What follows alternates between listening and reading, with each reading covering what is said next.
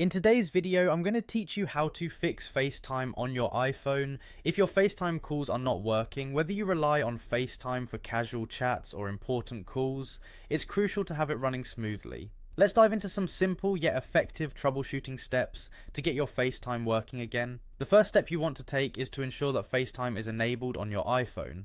Sometimes it can accidentally get turned off. To check this, navigate to your settings, then scroll down and tap on apps. From there, find FaceTime. Tap on it and you should see a toggle. Make sure that this toggle is turned on.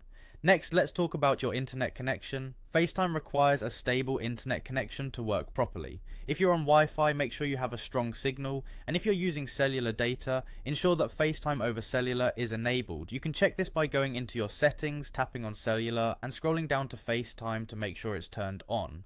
If the connection is shaky, try moving closer to your router or switching networks. If FaceTime still isn't working, a good old restart of your iPhone might just do the trick. Restarting your device can resolve many minor software glitches. Simply press and hold the power button until you see the option to turn off your device. After it's fully powered down, turn it back on by pressing the same button. Once your phone reboots, try making a FaceTime call again. Ensuring that your iPhone's iOS is up to date can also help. Go to Settings, then tap on General, and select Software Update. Your device will check for any available updates. If an update is found, install it.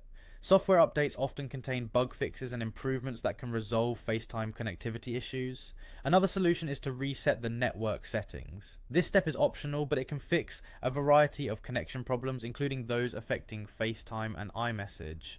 Be aware though that this will erase all your saved Wi-Fi networks and passwords. If you choose to proceed, go to Settings, then tap on General.